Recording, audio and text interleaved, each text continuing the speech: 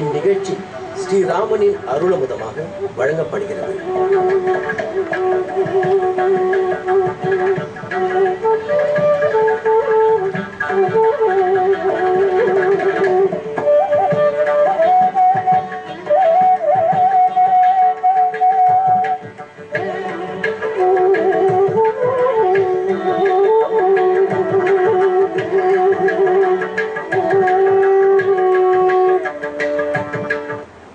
यावत् स्थास्यन्ति गिरयः सरितश्च महीतले तावत् रामायण कथा लोकेषु प्रचरिष्यति.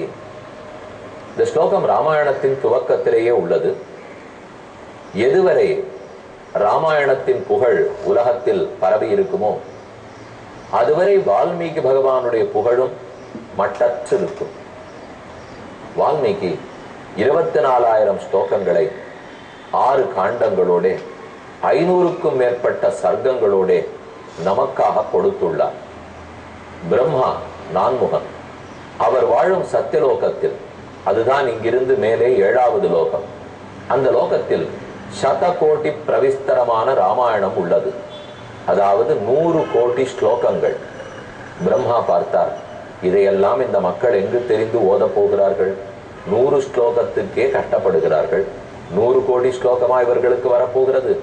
இவர்கள் பேரில் இருக்கும் கருணையால் வால்மீகியை தூண்டி அவர் நாவிலிருந்து 24,000 ஸ்லோகங்களை சுருக்கமாக பாடிவித்தார். நமக்கு கேட்கும் போதே வியப்பா இருக்கும். 100 கோடி பரபரான்னு பறந்திருக்குங்கிறதுக்காக சுருக்கமா கொடுத்தால் ஒரு 8 ஸ்லோகம் 10 ஸ்லோகம் கொடுத்தா புரிஞ்சுப்போம். அதை 24,000 ஸ்லோகங்களை கொடுத்துட்டு சுருக்கமாக வேற கொடுத்தார்னால் இது அவர் பாஷையிலே அவருடைய தராசுக்கோல்ல சுருக்கம். அவ்வளவுதான் நம்ம வச்சுக்கணும். நமக்கு 2.5 ஸ்லோகமே பெருக்கம், அவர்களுக்கு 24,000 ஸ்லோகமே சுருக்கம். ஈடுபாடு இருக்குமானால் 2.5 லட்சம் கூட சுருக்கமாகத்தான் இருக்கும். இப்படி ஆச்சரியமான ராமாயணம். அதில் அனைத்து நீதிகளும் உண்டு. தர்மம், அர்த்தம், காமம், மோட்சம் அனைத்தும் உண்டு. இப்ப நாம பார்த்துட்டு இருக்கிற கட்டம், ராவணன் மாரீச்சனிடத்தில் போகிறான், சீதையை கவர்ந்து வருவதற்காக உதவி வேண்டுகிறான். மாரீச்சன் ராவணனுக்கு நல்லது கூறுகிறான். ராவணா, தப்பு பண்ணாதே, எனக்கு தெரிய ராமனுடைய பராக்கிரமம் என்ன, ராமனுடைய தர்ம சிந்தனை என்ன, இது நான் அறிவேன். நீ தப்பி போய் மாற்றான் மனைவியை இழுத்து வந்தால் அதனால் உன் குலமே அழியும், நீ அழிவாய். இவ்வளவு நாளும் நீ சேர்த்து வைத்திருந்த உன் கீர்த்தி அத்தனையும் மண்ணோடு மண்ணாகி போகும், குற்றம் புரியாதே என்று மாரீச்சன் கூறுகிறான். முதல் தடவை கேட்டுண்டவர் திரும்பி போயிட்டார். ஆனா கேட்பார் வாய் பேச்சு கேட்கறதுன்னு சொல்றோம் பாருங்க. நம்ம பாட்டுக்கு இஷ்டத்துக்கு யாரு சொன்னாலும் கேட்டுக்கொள்ளக்கூடாது. நமக்குன்னு ஒரு நல்லவனை வச்சுக்கிறோம். அவர் உண்மை பேசக்கூடியவர், பணங்காசுக்கு ஆசைப்படாதவர், நம் நன்மையில விருப்பம் இருக்கிறவர். அப்ப அவர் சொன்னதை நாம கேட்கணும். அப்படி கேட்டுட்டு ஒழுங்கா நடந்துட்டு இருப்போம். அதே சமயத்திலே 4 பேருக்கு அது பிடிக்காது. இப்படி திரிச்சு விடுவார்கள், அப்படி திரிச்சு விடுவா, அவர் சொல்றதை கேட்காதே, அவர் இப்படி ஒரு தன்னிட்டத்துக்கு தங்காரியத்தை நடத்திக்கிறதுக்காகத்தான் உன்னோட ஒட்டி கொண்டிருக்கிறார். இதை போலலாம் நிறைய கமெண்ட்ஸ் வரும். முதல்ல கமெண்டா, ஒப்பீனியனா, சஜஷனா, அட்வைஸா? அப்ப தேவையில்லாத ஆங்கிலத்தில் சொல்லிட்டேன். வெறுமை பேசிட்டு போறோமா, அபிப்பிராயம் சொல்ல போறோமா, இல்ல இப்படி பண்ணா நன்னா இருக்குன்னு சொல்ல போறோமா, ஒருத்தனுடைய நன்மைக்காக சாஸ்திரம் இப்படி சொல்லிருக்கு, இந்த மாதிரி நீ பண்ணு அப்படின்னு எடுத்துரைக்க போகிறோமா? கடைசி இதுதான் எப்போதும் நிலைக்கும். மாரீச்சன் நல்லதை கூறினான், ராவணனும் கேட்டுக்கொண்டு ஊருக்கு மீண்டான். ஆனா அதோட விட்டு வைக்கல, அடுத்து ஒத்தொத்தரா பேசினார்கள். சூர்பனகை வந்து நன்கு தூபம் போட்டாள். தூபம் போட்டால தூண்டி விடுறதுங்கிற முல்லு ஒண்ணு ஏற்கனவே அது எரிஞ்சிட்டு இருக்கு, அதுல இன்னும் 2 சாம்பிராணியை போட்டு விசிறி வேற விட்டோம்னா புகை நிறைய வரும் பாருங்க. அத போலத்தான் இவள் ராமனுடைய காம புகையை கிளப்பி விட்டாள். காமம் உள்ளுக்குள்ள நெருப்பா இருக்கு, அதை நன்னா விசிறி விட்டுட்டா சூர்பனகை. அது பெரும் தீ, பெரும் நெருப்பு, புகை பிடிச்சு எரிய தொடங்கிட்டு திரும்ப மாரீச்சனிடத்துல வந்து நீ உதவி பண்ணால்தான் ஆயிற்று என்று ராவணனே நிர்பந்தப்படுத்துற அளவுக்கு போய்விட்டது. அந்த சரித்திரத்தை அடுத்த சர்க்கங்கள்ல பார்க்க போறோம். அதற்கு முன்பாக சென்னப்பட்டணத்திலேயே வெளிப்பக்கத்தில் இருக்கக்கூடிய, அதாவது அம்பத்தூர் ஆவடி நெடுஞ்சாலையிலிருந்து சுமார் 1 கிலோமீட்டர் தூரம் உள்ளே போனால் அண்ணனூர் ரயில் நிலையத்தில் இருந்து 1/2 கிலோமீட்டர் தூரத்தில் உள்ள சிவசக்தி நகர் இராமன் திருக்கோயில். கோதண்ட ராமனாகவே அற்புதமான திருக்கோலத்தில் ராமன் எழுந்தருளியுள்ளார். இங்கு ராமனை தரிசிப்பதற்கு முன்னால் கோயிலை வலம் வந்து மற்ற சன்னிதானங்களை சேவித்துக் கொள்வோம். இதோ லக்ஷ்மி ஹயக்ரீவ பெருமாள் ஞானானந்தமயம் தேவம் நிர்மல ஸ்பதிகாகிருதி ஆதாரம் சர்வவித்யானாம் ஹயக்ரீவம் உபாஸ்மகே ஸ்ரீ வேதாந்த தேசிகன் ஆசிரிமா ஹயக்ரீவ ஸ்தோத்திரம் பாடியிருக்கார். நாம கல்வி கற்கிறோமே பிரம்மத்தை பத்தின அறிவு பெறுவதற்காக, அது அத்தனைக்கும் ஆதாரம் ஒரு பீட்டம்னு சொல்லணும்னால் அது ஹயக்ரீவ பெருமான். அந்த லக்ஷ்மி ஹயக்ரீவரை தரிசித்துக் கொண்டோம். ஓர் புறத்தில் கருடனோடே ஆண்டாளும் ரங்கமன்னாரும் எழுந்துருளி உள்ளார்கள். அஞ்சு குடிக்கு ஒரு சந்ததியாய் ஆழ்வார்கள் தம் செயலை விஞ்சி நிற்கும் தன்மையளாய் பிஞ்சாய் பழுத்தாளை ஆண்டாளை இன்னும் மணவாளவர்கள் சாதிக்கிறார். இதோ ஓர் புறத்தில் ஆண்டாள், அவருக்கு அடுத்த புறத்தில் ரங்கமன்னார். ரங்கமன்னார் ஓர் கையில் சின்ன சாட்டையை பிடித்துக் கொண்டிருக்கிறார், மற்றொரு கையை தன்னுடைய கோலில் பதித்துக் கொண்டிருக்கிறார். ஸ்ரீவில்லிபுத்தூரில் ஆண்டாள் ரங்கமன்னார் எப்படி எழுந்துருளி உள்ளார்களோ கிட்டத்தட்ட அதை போலே ஸ்ரீவில்லிபுத்தூர்லையும் ஆண்டாள், நடுவில் ரங்கமன்னார், மற்றொரு பக்கம் கருடன். மூணு பேருமே உண்டு. ஸ்ரீவில்லிபுத்தூர்ல தான் பெரியாழ்வார் அவதரித்தார். கருடனுடைய அம்சமாத்தான் பெரியாழ்வாருடைய திருவத்தாரம். ஸ்ரீவில்லிபுத்தூர்லயும் சேவிச்சுக்கிறோம். மூணு பேரும் ஒரே சிம்மாசனத்தில் உள்ளார்கள். இப்ப நாம சேவிக்கிறது இங்கே சென்னப்பட்டணத்துக்கு வெளியே இருக்கக்கூடிய இந்த சன்னிதானத்தில் இதோ ஆண்டாளும் நடுவே ரங்கமன்னாரும் இந்த பக்கத்தில் கருடனும் எழுந்துருளி உள்ளார்கள். ஸ்ரீ வேதாந்த தேசிகன் ரொம்ப ஆச்சரியமா இந்த சன்னிதானத்தில் உள்ளார்.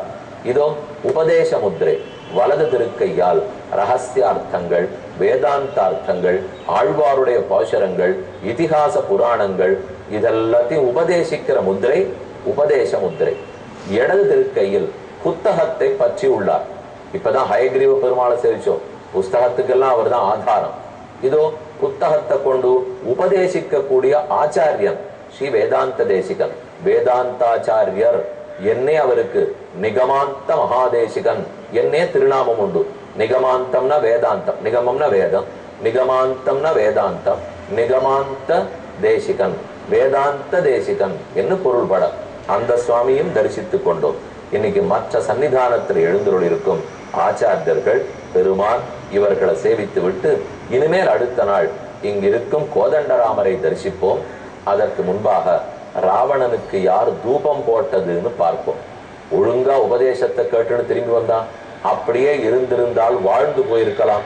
அப்படி இல்லாமல் இப்ப 32வது சர்க்கம் சூர்பணகா ஓடி வந்து ராவணனை நன்கு தூண்டி விடுகிறாள். தத சூர்பணகா திருஷ்டுவா சஹஸ்ராணி சதுர்தச ஹதான் ஏகேன ராமேண ரக்ஷசாம் பீமகர்மணாம். 14,000 பேரும் அரக்கர்கள் அனைவரும் ஒரே ராமனால் ஒரு முகூர்த்த நேரத்துக்குள்ளே அழிக்கப்பட்டார்கள் என்று பார்த்தால் சூர்பணகை ஓன்னு கதறிக்கொண்டு ராவணனிடத்தில் வருகிறாள். இதுக்கு முன்னாடியே ராவணனுக்கு விஷயம் தெரியும். எப்படின்னா அகம்பனன் வந்து சொல்லிட்டார். சூர்பணகை வருவதற்கு முன்னால் அகம்பனன் ஓடி வந்து கூறினான். ராவணன் விஷயம் தெரிஞ்சுட்டார். இப்ப சூர்பணகை வர்றதுக்கு உள்ளாகவே ஒரு தடவை மாரீசனுடைய ஆசிரமத்துக்கு போய் தப்பு பண்ணாதேன்ற நல்ல உபதேசத்தை கேட்டுனுட்டு திரும்ப வந்தாய்விட்டது. இப்ப திரும்ப வரும்போதுதான் சூர்பணகை வருகிறாள். தூஷணஞ்ச கரஞ்சைவ ஹதம் திரிசிரசம் ரணே திருஷ்டுவா புனர்மகானானா நநாத ஜலதோபமா. ஒரு ஆகாசத்துல பேரிடி இடிச்சு மழையா கொட்டுறது, மின்னல் வெட்டுறது பாருங்க. அதே போல கருத்த மேகத்தை போல மின்னல் வெட்டி மழை கொட்டுமா போல இவ அழுது கொண்டே வந்தாள். சாததர்ஷ விமானாகிரே ராவணம் தீப்த சேஜசம் உபோபவிஷ்டம் சச்சிவைகி மருத்பிரிவ வாசவம். எப்படி தேவர்கள் புடைசூழ இந்திரன் வீற்றிருப்பானோ, நட்சத்திரங்கள் புடைசூழ சந்திரன் விளங்குமோ, கிரகங்கள் எல்லாம் சுத்தி இருக்க சூரியன் விளங்குவரோ, அதே போல ராவணன் மற்ற அரக்கர்கள் எல்லாம் சூழ அமர்ந்திருந்தான். என்ன பெருமை! ஆசீனம் சூரியசங்காசே காஞ்சனே பரமாசனே. சூரியனுடைய ஒளிக்கு நிகர்த்ததான பொன்மயமான தங்க கட்டில், தங்க சிங்காதனத்தில் அமர்ந்திருந்தான். அவனுடைய உடலை பார்த்தால் தேவகந்தர்வ பூதானாம் ரிஷீனாஞ்ச மகாத்மனாம் அஜேயம் சமரே கோரம். அது தேவனோ கந்தர்வனோ ரிஷிகளோ யார் எதிர்த்து வந்தாலும் ராவணனை வெல்ல முடியாது. தேவாசுர விமர்தேஷு வஜ்ராசனி கிருதவிரதம்.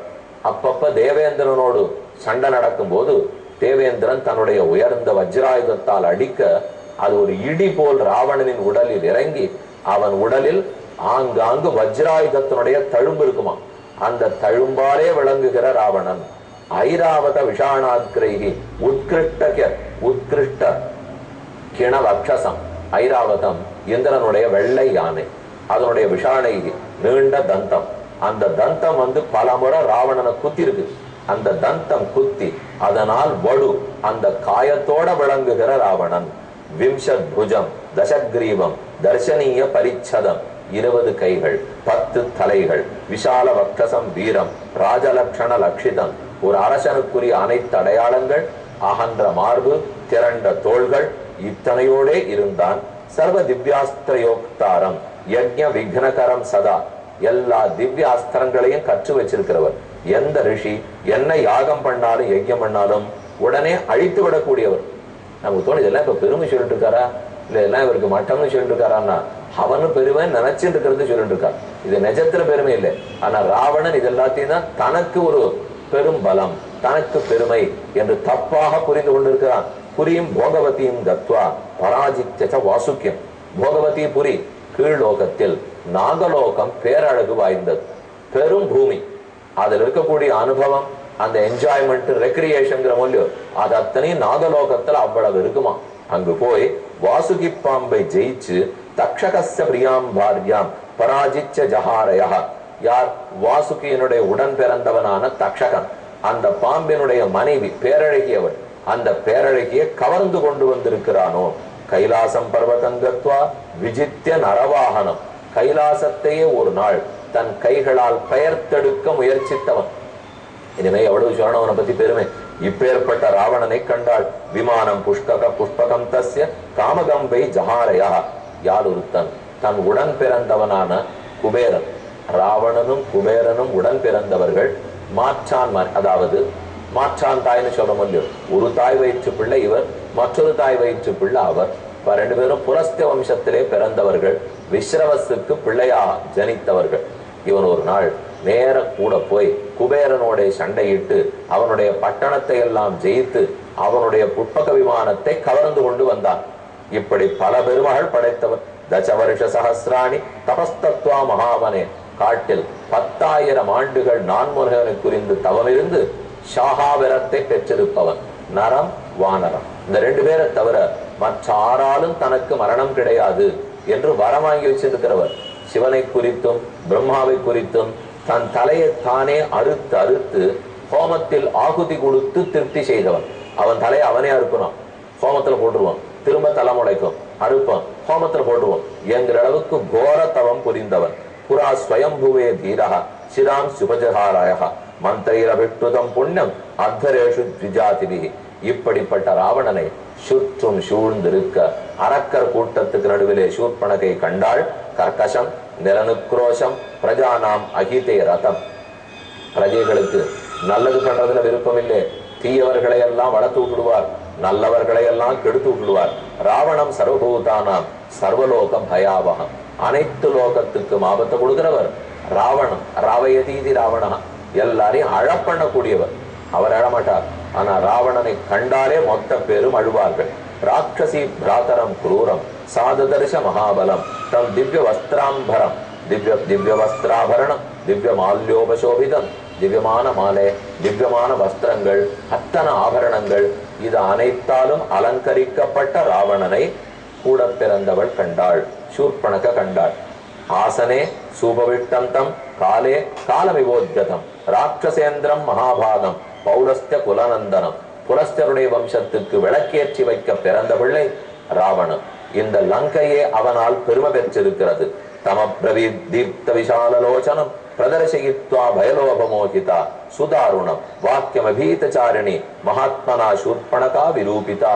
காதுமோ கருந்து போன சூர்பனகை ஓவென்ற குரலிலே புலம்பி ராவணனை பார்த்து சொல்ல ஆரம்பித்தாள். நீ உயர்ந்தவனா? நீ அரசனா?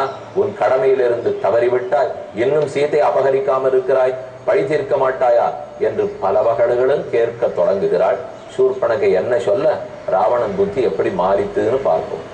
இந்நிகழ்ச்சி ஸ்ரீராமனின் அருளமுதமாக வழங்கப்பட்டது.